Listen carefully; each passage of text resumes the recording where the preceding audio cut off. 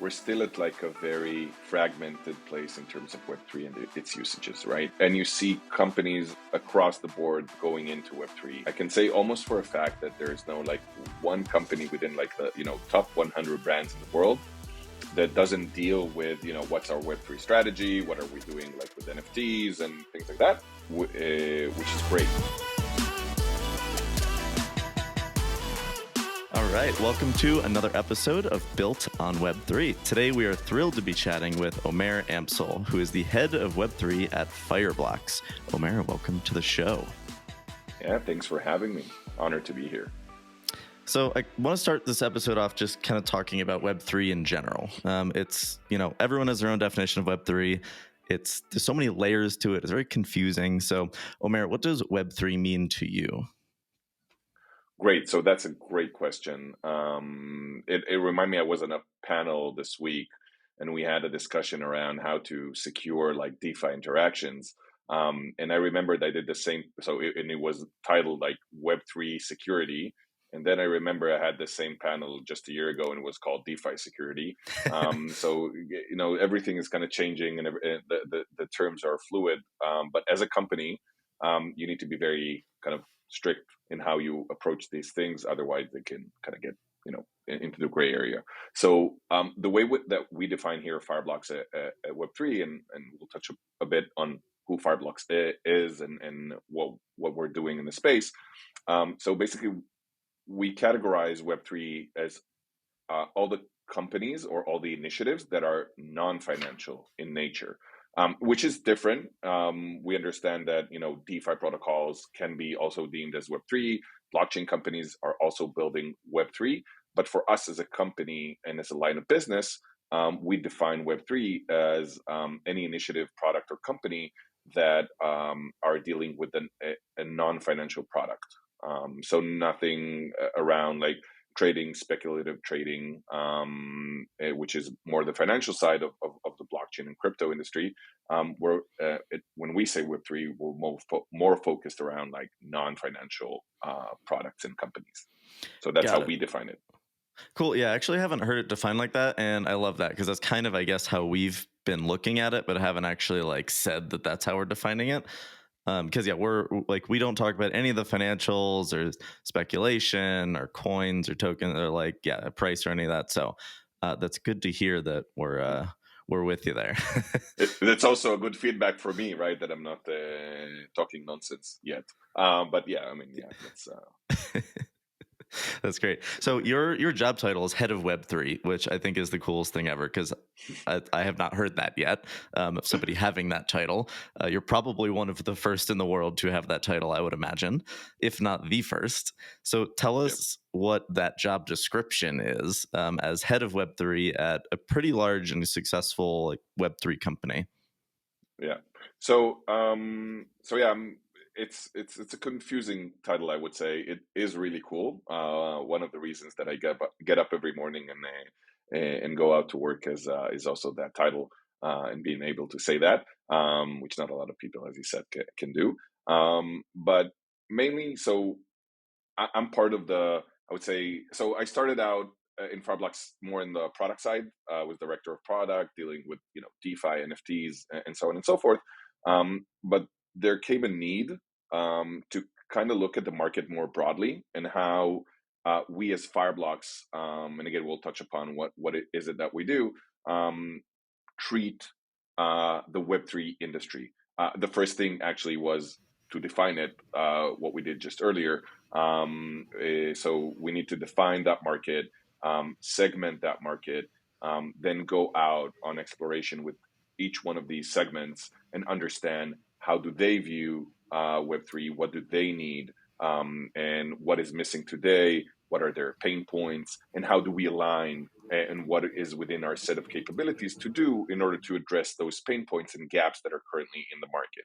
So my role is very outbound. I go out, I speak to everyone that's willing to speak with me.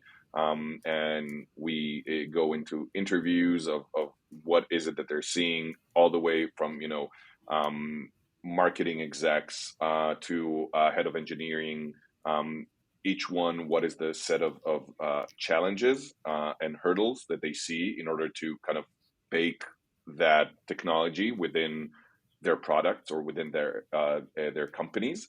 Some obviously are easier than others. Web3 startups, they already know that this is, kind of the tech stack that they're adopting. So it's easy. It's an easier conversation, and you get more like deeper into the weeds of like what exactly is it that they want to see. While with kind of the big brands, the logos, it starts more in the high level. So that's basically my role. It's more of a strategy role. So I define what Fireblocks is in this space, and what do we need from product engineering, marketing, sales, customer success, and operations perspective. It's a very broad role, and also a super interesting one. So I would say maybe a bit too technical, but this is like my day-to-day. Omer, you had mentioned something that I want to go back to before we dive a little bit more into Fireblocks, and that was that you had mentioned that you were in the product management role before, the product ownership, and then you moved into a much more leadership type role here. I think that's really cool because you don't see that so often because the Web3 space is just so new. Can you tell us a little bit more about what it was like as a product manager in a Web3 company, and does it really differ from the traditional Web2 product manager type role? So again, as you said, everything is very new, and the processes are very new. I think in terms of when you look at the engineering type, in engineering, product engineering, it's similar. I think one of the key differences actually with managing like a product group or an engineering group within the Web3 space is onboarding employees, for instance, right? Finding and onboarding them. Because let's say, right, as a manager, you want to hire, and with Fireblocks, a company that grew super fast. I joined a year and some ago. We were 180, 200 employees. We're now over 600 employees. So we grew like very, very fast, tripled our size within a year. So you want to hire, talented, brilliant people. And if you say that you're looking for like, blockchain, crypto, Web3 experience, you kind of narrow it down the scope to like the people that can actually, apply for the position. So I think one thing to bear in mind is that if you're growing, then the cycle of hiring, onboarding, and getting people to be productive is a little bit longer than what it is in the traditional Web2 space. That's again due to the novelty of the space, right? I mean, in 2 3 years, that's not going to be a problem, right? A lot of like these young engineers that are coming in dealing, the same way that I opened, like, I don't know, QBasic when I was like 9 years old. Yes, that's how old I am. And then like and also in today, some of these like young people developers are opening Solidity or doing something on blockchain. So I think it's gonna take time, but it's gonna kind of take care of itself. So that's one aspect of how it's different. Like it takes longer to onboard these employees. And you're also dealing with a lot of different primitives. After they learned, there are some things that you can or cannot do, especially when you bring a lot of security into the space. So I can give like a very, I guess, tangible example. So think For about sure. the information that's being displayed when someone actually signs a transaction. So you want to give them as much information as possible, although you don't want to get too technical about it, right? So let's say you want to tell them the most basic things, that they're going to go on, some of these dexes and have a swap token to token method, right? That's like a very famous method. But then you understand that, okay, sometimes they don't implement it the same way, and the first variable is the from token on one smart contract, and on another contract the first variable is actually the to token, right? So it's like it's very hard to structure something that's so rapidly evolving and changing, and it's not very well standardized. So you're not working within a very well-defined space, right? So you don't have all that clarity. So how does that affect product, right? You need to understand that not everything can be done. It's not built yet. It's not standardized yet.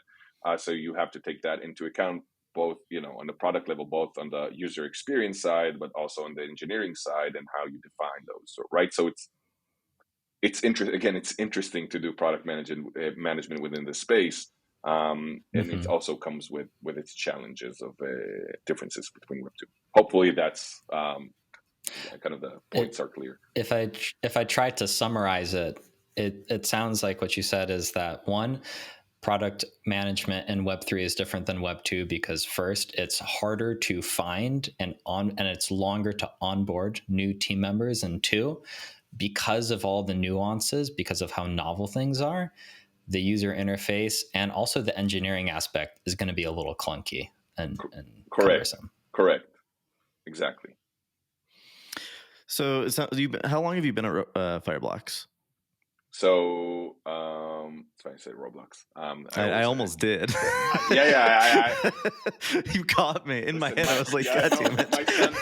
My son. I thought the same thing. He plays Roblox all the time. I get confused as well. And it's actually a really nice Web3 use case, right? So it is, yeah. So I've been here since December 21. Okay. 1 year and 2 months ago, so 14 months ago.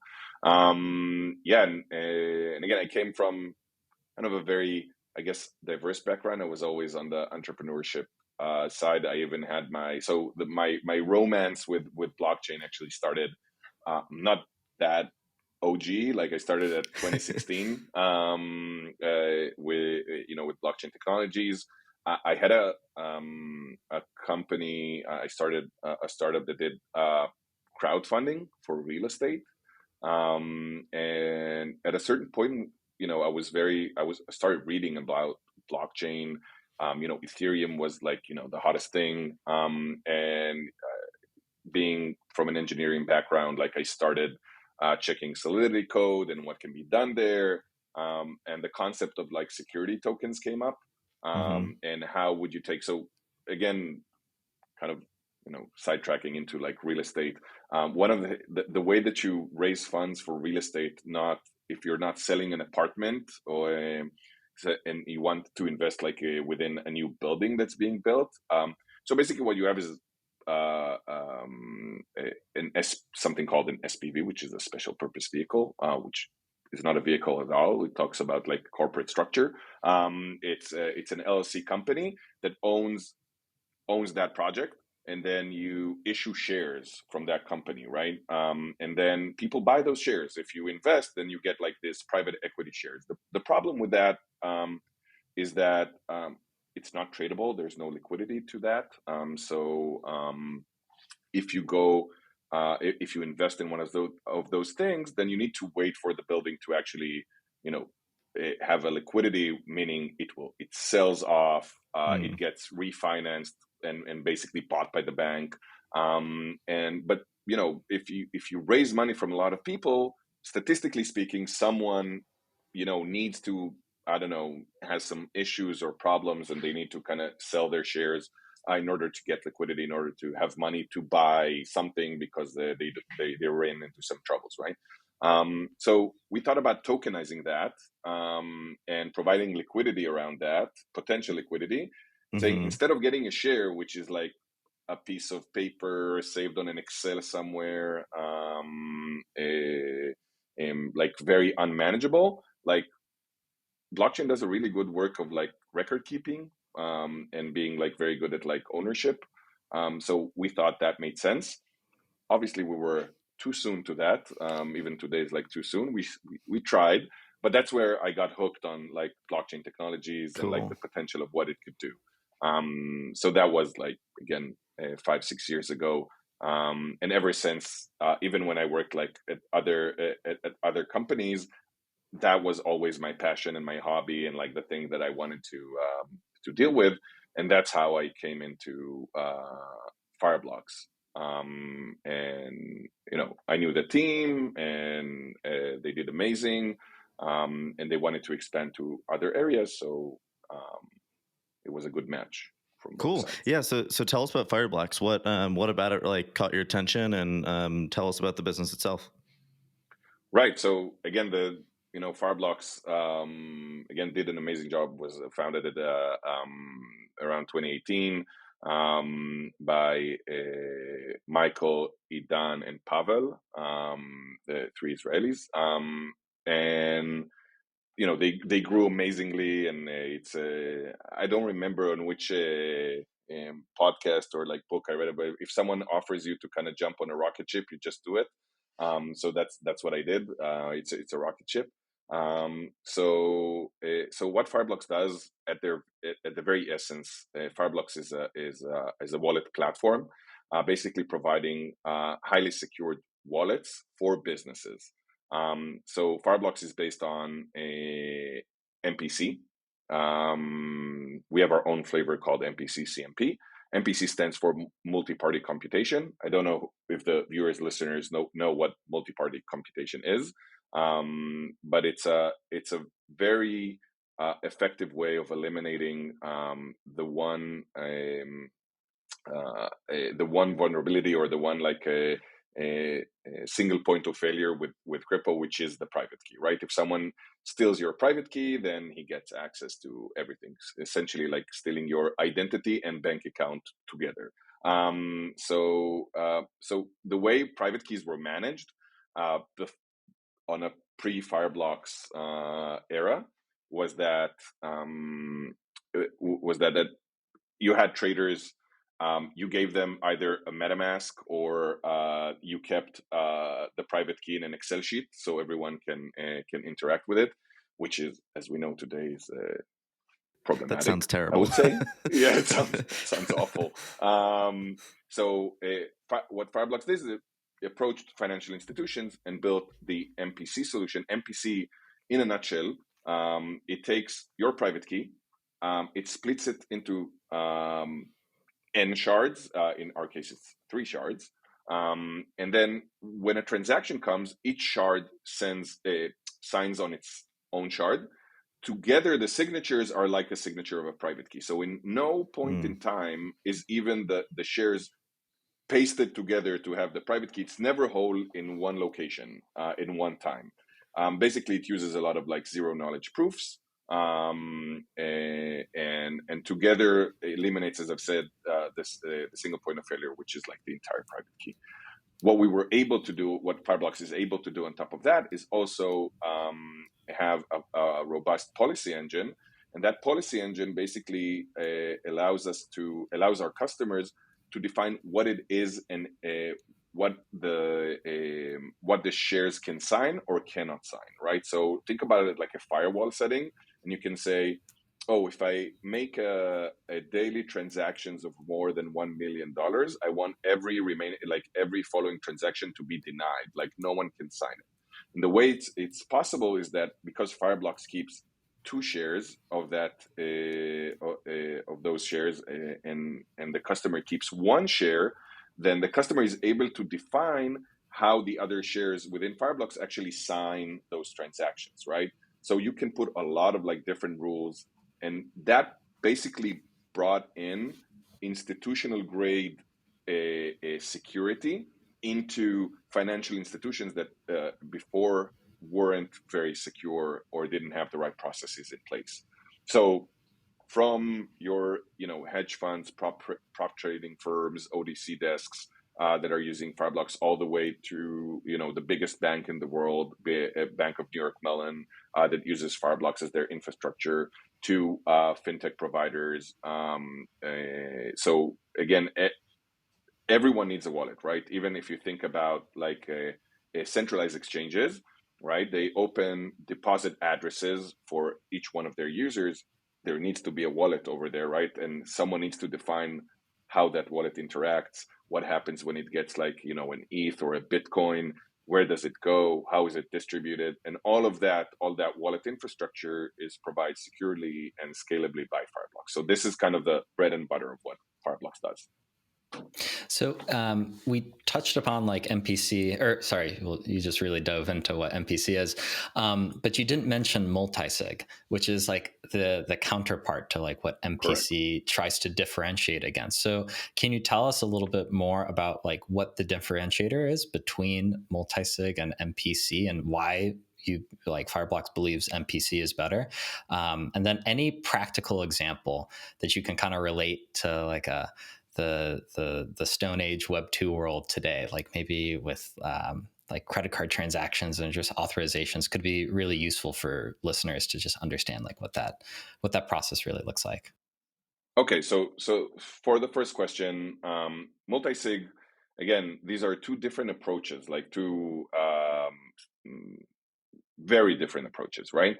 A multisig is basically having a different wallets that each has their own private key, controlled by them, having to sign a specific transaction in order to pass that through, right? So everything basically that's done through a smart contract that needs like the signatures to go through that smart contract. So all that logic is basically on chain, right? The smart contract can define how many signatures it needs, or how many transactions it needs from different wallets, and thresholding and everything basically that I've mentioned earlier. The differentiator is that this is done on chain. So first of all, you don't have that privacy, right? Because MPC does everything off chain. And secondly, there's a cost. Like if you need for one transaction, let's say you want to send ETH from wallet A to wallet B, and wallet A is a multisig, then, and let's say 5 different wallets need to sign in order to approve that transaction, then you now turned a one transaction into 6 transactions, and that's costlier, right? Because you have to pay the gas fees for each one of those transactions. So that's like a key differentiator. Where in the MPC world, it's much, it's off chain, it's private, and it's cheap in terms of how you do those signatures. So those are like two key differences. And I would say in the Web2 space, right, all these systems are very much decentralized within banks, right? So whoever from us, like, had a company, had a corporate bank account, and again, I don't have a lot of experience with bank accounts in the US, but here in Israel, when you open a bank account, you can also tell the bank, I need to define some approvals, right? Who can do what, right? Who, like, what beneficiary of the account can sign a transaction, in the sense that, maybe these people can do only less than like $10,000 of transfers within like a certain day or within a certain month. If it's more than that, then, a different beneficiary needs to also approve. And if it's like a very big a transaction, that maybe the CEO needs to approve. So all these exist within like the traditional banking system, and they didn't exist in the in the crypto blockchain industry.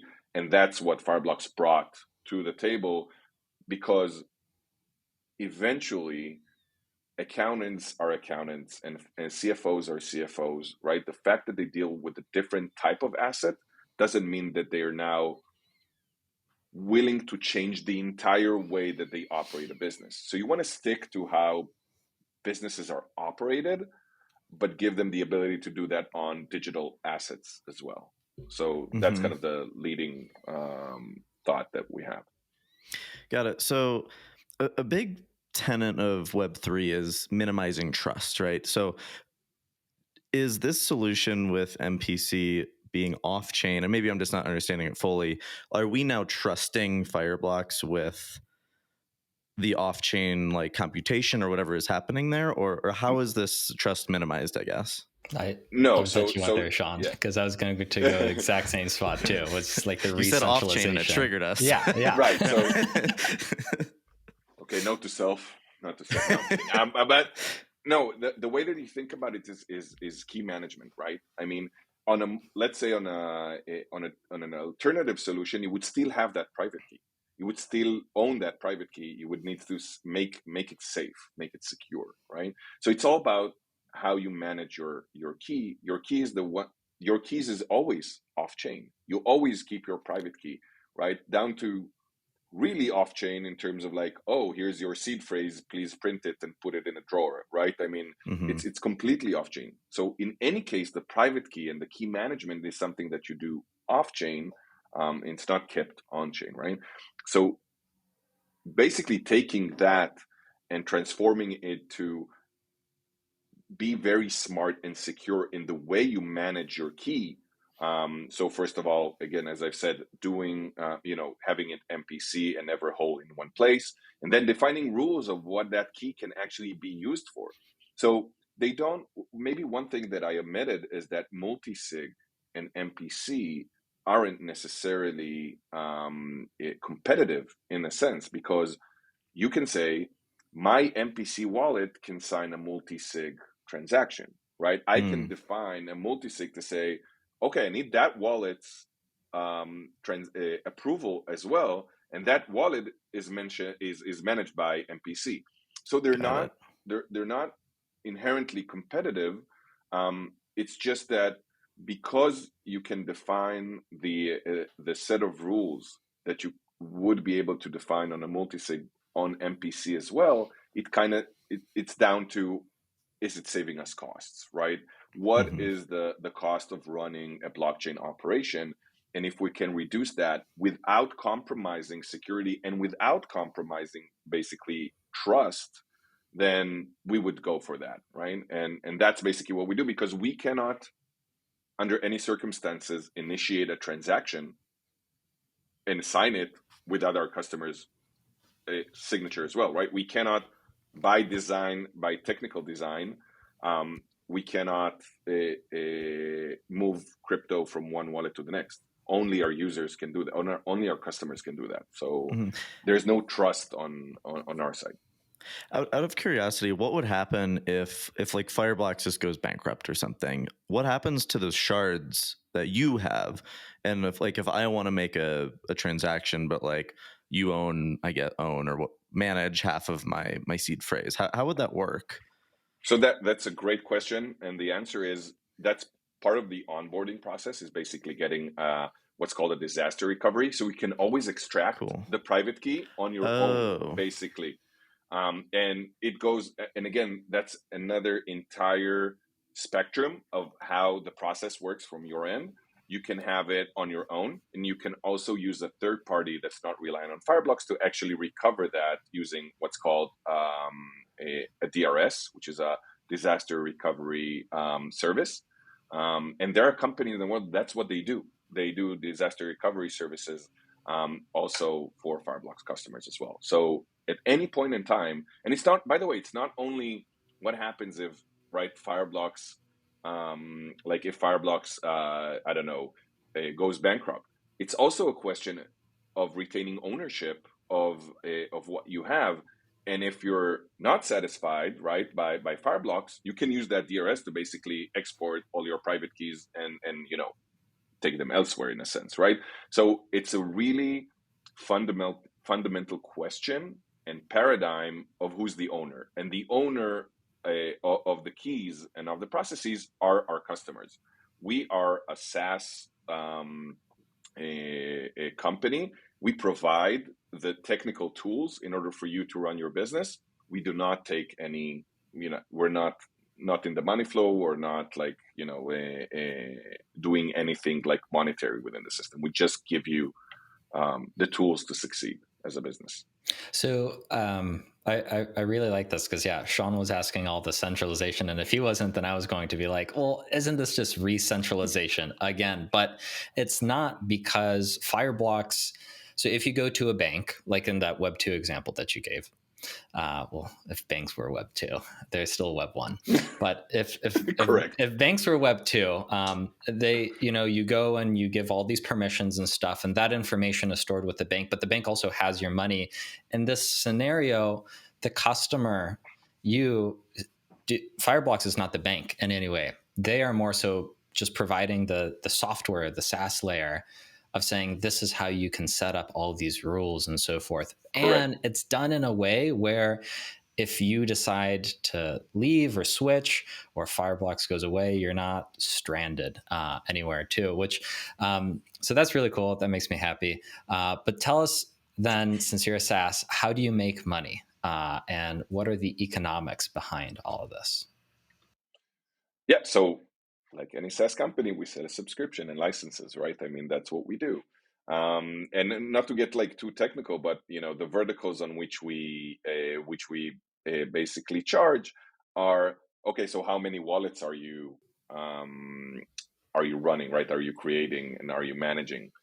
So you can think about, as I've said, the earlier ones were more about financial, so financial institutions, so they don't necessarily have a lot of like wallets. But now you go into banks that also keep wallets for their customers, then you start like scaling the wallets themselves, right? They can think about when you have, as I've said, like on centralized exchanges, if you treat them, they're not banks because it's different regulation, different line of business, but you have an account. That account means that you also have a wallet, right? So as a company, you have to have that capability and have the technology and stack in place to actually do that, right? And spin up a wallet for every user that signs up. So we do that as well. So that's like one aspect on how many wallets. Secondly, Fireblocks has processed more than $3 trillion worth of digital assets being exchanged. So obviously, it also relies on, okay, what's the volume? Like how much do we need to like how how scalable, or I would say, what is the volume that you're going to exchange within the year, right? And then we give you tiers based on how much volume are you gonna have. And the third one is basically how much assets are you keeping under your custody, right? So it all ties in. And again, I'll tell you, like, our belief is to stick to the growth of the companies that we work with, right? We want to make them successful and we charge accordingly. So we're very, in a sense, like always, getting feedback from our customers and say, okay, what is your growth factor? Will you succeed because you have a lot of wallets? Will you succeed because you have a lot of volume? Or will you succeed if you have a lot of assets, right? I mean, and based on the answers of those three, then we tailor the right type of subscription and license for you. Yeah, that makes sense. So I want to, we've been kind of dancing around we've been talking a lot about financial use cases. So I'm curious, going back to what you said before, where you're kind of defining how Fireblocks fits into the non-financial use cases, and you're interviewing all these companies, talking to founders and all this. What are you learning in those interviews? Like, who are you talking to, and what are you learning of the problems they're having? So I would say this, like in a very high level, we're still at like a very fragmented place in terms of Web3 and its usages, right? And you see companies across the board going into Web3. As I said, big brands and then smaller startups, and SMBs. Everyone's trying something. I can say almost for a fact that there is no like one company within like the top 100 brands in the world that doesn't deal with what's our Web3 strategy, what are we doing like with NFTs and things like that. It might be for the right reasons or for the wrong reasons, but again, it's like it's a discussion, which is great. And also there are like other industries like gaming, music, ticketing, which are also like you can kind of you can kind of feel like how it's starting to click together on how these things would work. So that's super interesting. But I think, to your question, what are we learning? So what maybe it's important to say, what did we set out to kind of find out, right? I mean, so we're learning a lot of things, but we need to be very coherent about what we're trying to find out. And basically the question that we're asking ourselves and the industry is like, okay, so why aren't you doing, like, what's keeping you from doing it tomorrow, right? I mean, why aren't you launching something tomorrow and what it is that you're launching? to find kind of the deeper, oh wait, we need to do this and we need to do that, and like a lot of challenges and hurdles, and we set out to find out what are those. So broadly speaking, there are a few, and we can categorize them. One thing is regulatory, right? I mean, so for public companies to start dealing with NFTs, for instance, or crypto, I'll give a very concrete example. Let's say you're like a public company, a Web2 company, wanting to do something with Web3. You want to issue like an NFT, airdrop it like into your users, and then have your users do something with it. Okay, very basic flow. Anyone on Web3, claimed, minted something to his wallet, and went around to OpenSea and played with it. Okay, so who like, okay, so we provision a wallet, that NFT sits inside the wallet, and then like it wants to transfer it out, it needs gas, needs ETH to transfer that token out. Who owns that ETH? Like, how does he get that ETH? How does he like on ramp into that? And if we as a company we keep it, then wait, we need to put it on the books. We need to report it to accounting, and then, so it's like, for us, like from the Web3 space, like, oh, this is so primitive, right? It's so simple. Like, this is what I mean. I do that every day. Why? And like for these companies, wait, we need legal, we need accounting, we need we need everyone to kind of have an opinion on that. So that's a hurdle, right? So how do you deal with crypto? So you need to develop products that actually tell those brands, hey, you know what? You can do that without actually touching crypto. Gasless transfers, OpenGSN, things that can be facilitated by Fireblocks that and other companies that would make it okay by accounting. So you know what? Under this architecture, we don't touch crypto, right? So it's good for us. We can do that. And then from the other side, okay, what's the experience? How do we give, right? How do we provision a wallet? How a user knows that he has a wallet? My parents don't necessarily know what the wallet is. I mean, they do know, they carry around and they still have cash inside. But it's but for our intents, like, but these are the people that they're targeting. They don't want to go to like the 1%. Sorry, I mean, no disrespect, I'm one too, but like the degens, right, and the Web3, what we call the Web3 natives, they want to, we're only like 0.1% of, the population that they want to target. These are big brands, that every day deal with like, billions of eyeballs on them, right? So how do you make that transition frictionless, right? And it's always a balance. Like if you make it really like the transition very seamless, then regulation needs to be like is more strict around it, right? If you own that experience, then regulation will come in and say, it's too like you have to report this, you have to do that, you have to take care of this, right? And if you do it entirely on the other scale, like entirely permissionless, bring your own wallet, then again, as I've said, you narrow down your addressable market or your accessible market by magnitude, right? By an order of magnitude. So that's kind of one of the biggest thing is one, how do we how do we approve internally the processes to make sure everyone's aligned and it's like cleared by legal and accounting. And I know that's depressing, but that's the way the world works. And from the other hand, how do we onboard and on-ramp these users to like Web3? Another thing that is like super important is like, in order for it to last, then we actually need to make that part of our tech stack. How do we educate engineers? How do we educate internally what it is that can be achieved, right? And it takes time. It takes time.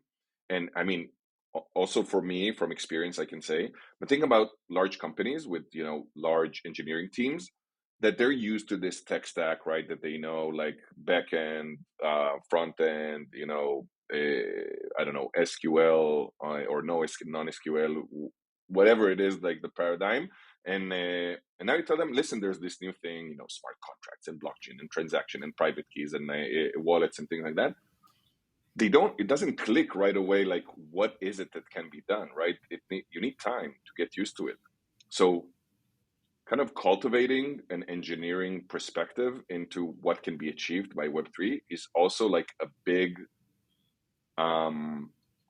enabler for companies to kind of realize the potential that they have with this, right? And they really need to be intentful, because it's not every day that you can, we have this new technology that might be used for something. Hey, engineering team, here, learn like a whole different bunch of primitives and technology just to do that, right? I mean, it's not something that is easily done, so it takes time. But this is another challenge, and again, we are doing it right.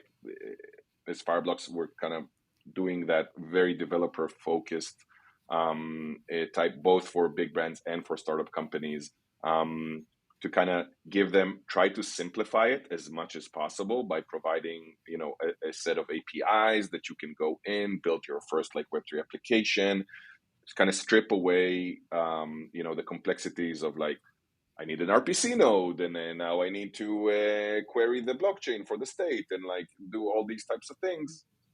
So again, we try, in order for this everything to advance or like to gain popularity, to make it as frictionless and simple as possible.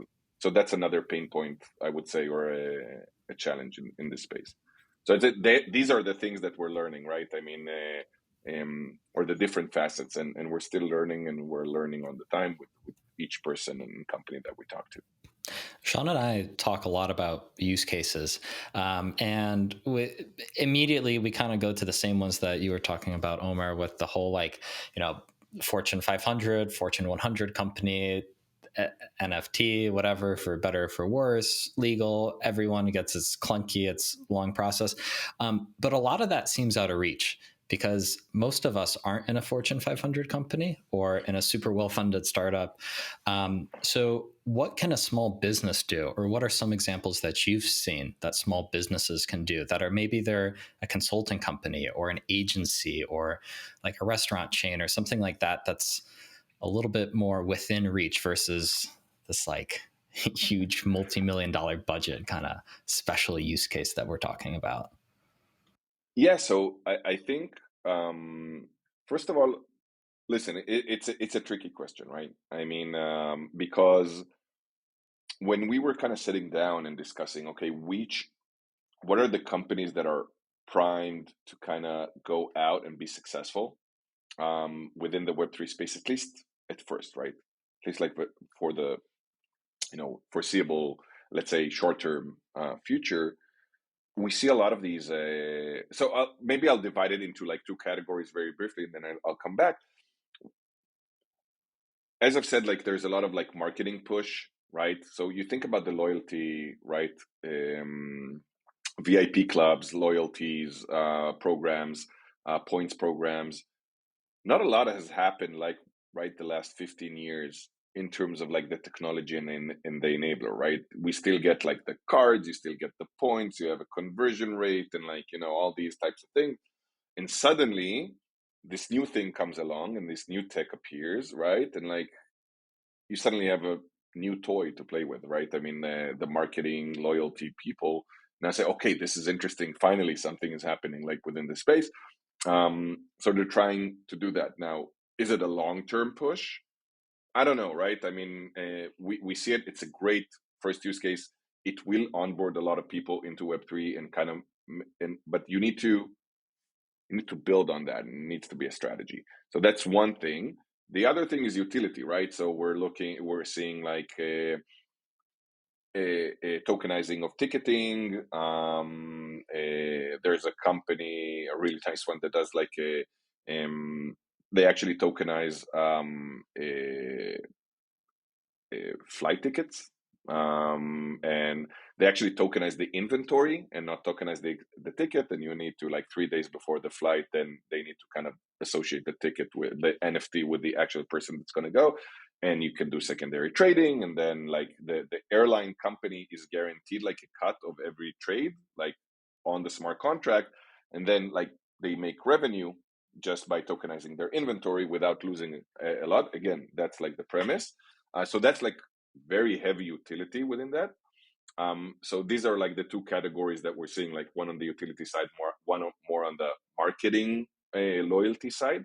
But there, but in the marketing, which is mostly of what we see, right? Adidas, Nike, Starbucks, they really rely on what they saw in like the earlier like NFT drops, the Bored Apes and the Punks, where it's mostly based around like community, right? You believe that there's a community, like you can create a community that would be heavily engaged with a concept. Now, that concept is your brand, right? That's why you go out and do it. This is why we believe, like, again, this is very appealing to like the big logos.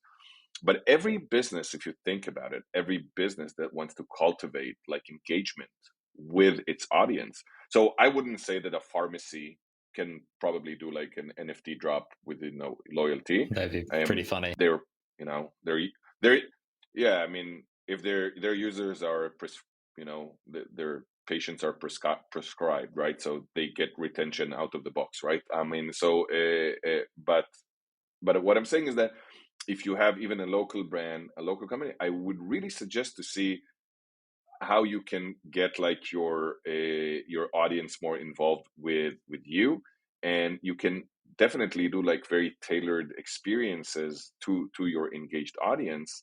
So again, it can be in you can airdrop something that will give them a discount and access to like a VIP access to something. And even for smaller startups that are doing like, there are a lot of like gamifications for engagement and retention purposes. That's also like a very nice way to do just that. I think the extra benefit of it, and what I like the most about it, is that you can also kind of get some form of knowledge about the identity of the other person or your customer by looking at their wallet, right? And it doesn't have to be even like, right? I mean, so if someone comes in and he has like a Bored Ape in his wallet and he scans the wallet and you see that, you can give something to him without even like the Bored Apes even being involved, right? You can do a one-sided co-marketing campaign without even like the other ones, right? So I can also, like, if I own a small store that sells Nike, someone comes in, has a Nike NFT, I can decide on myself to give him a discount. I don't need to consult with like, the firm that actually, gave him that NFT. So I like being creative around it is like something that, small businesses can do. They basically piggyback off of, those big drops and those big names. So that's what I like about the kind of interoperability of like the NFT space. I don't know.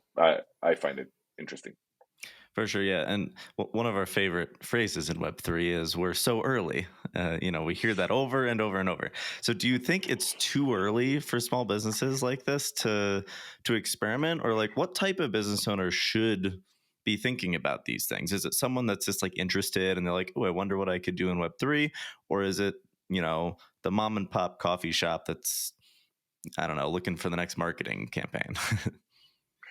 Listen, if I worked at marketing, no, but I think yeah, exactly. But I think it's a spectrum, right? I mean, it's also, you can ask the question of like which a company should have like a loyalty points, or like have a membership card or have anything. So obviously, it doesn't fit to like any company. What I would say is that if you feel like you have like a following, right? If you feel like,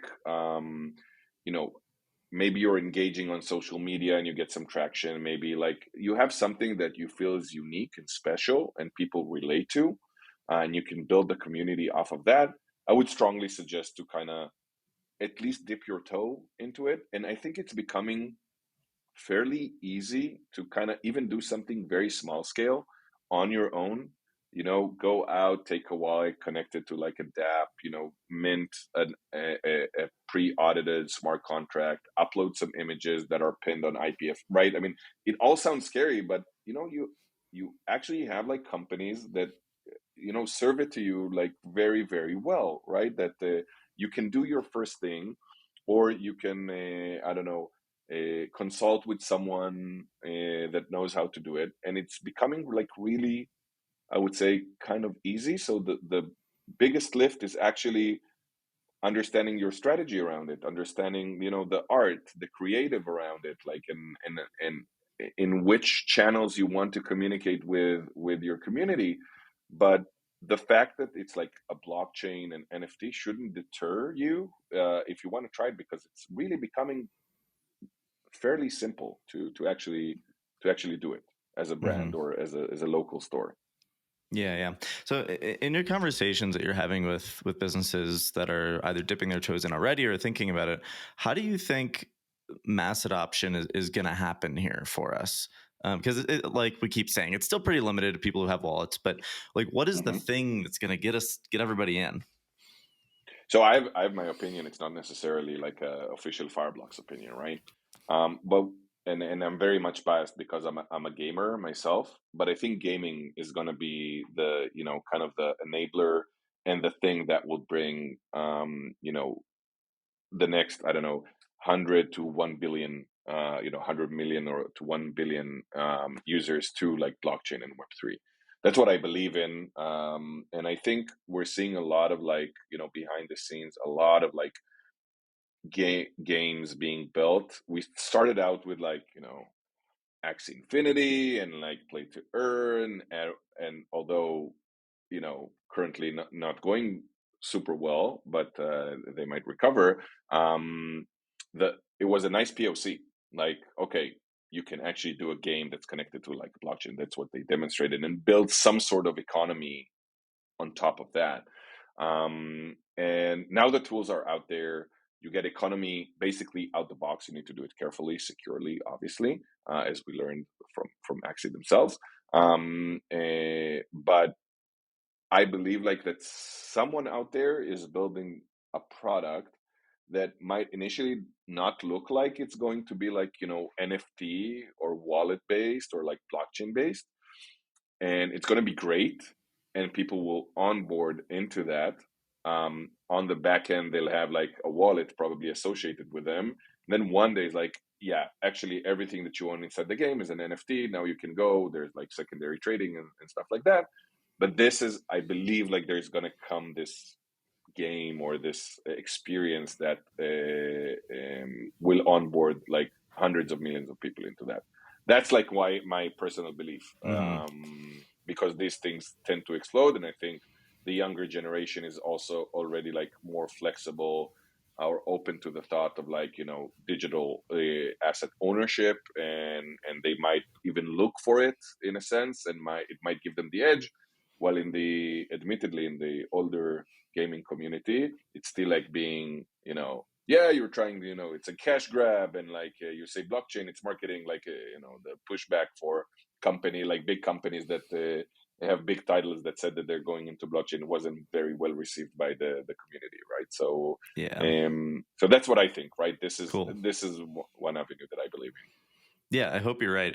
I think you're right. Where we kind of almost have to trick people into it. Like they don't need to know that this is a wallet. They don't need to know it's NFTs. But then later we can say, "Hey, they are, and they're yours." Listen, so we had a really good use case. Like there was a really good example, like Reddit, right? I mean, Yeah. right, the Reddit NFTs. You could purchase it with like Apple Pay or Google Pay, attached to your like your phone in the Reddit app. You got what's called a vault, and it's a digital, it's an avatar. Not like, except like the kind of polyscan link that you get like to actually see it on like the Polygon Explorer. It didn't talk too much about like this is an NFT and like it's blockchain and it's Polygon and you have a wallet, and like no, it's like very simplified, very kind of I think they did it, they did it very well. Like that's the way that it should be done, like very simple experience. Yep. So I think it's a good example of exactly how it needs to be done. It's not like they're hiding it, it's not like they're tricking it, Yeah. but it's not like Facebook will say on a post that, brought to you by, I don't know, MongoDB, right? Or yeah, like some, like why some confuse database. everybody? Why do I care like what's the underlying technology, right? I just want to see the benefits of it. So I think that's we need to demonstrate the benefits, and then it will become popular. For sure. All right, we're up on time here. So the last question I've got for you is, we're still pretty Yep. early in 2023. It's still January. So I'm curious what your predictions for the year are for Web3. Yeah. So, wow, it's a serious We need a question. date and a price. No. Yes, exactly. And your signature, please, here. Yes. So I would say this. I think what we've seen towards the end of 2022, the start of 2022 and the end of 2022, to say the least, weren't the same, right? And I think we'll see more like towards the first half of 2023. I would say generally, like there are always a lot of discussions here, but I would say it's a good thing. Okay, like the hype is slowed down a little bit. Companies are getting more intentful with what they want to see, and they're getting more strategic in the things that they want to see. It's a good time to think about what you want to do. So I think we won't see like a lot of like major things going on in like, the next quarter or two.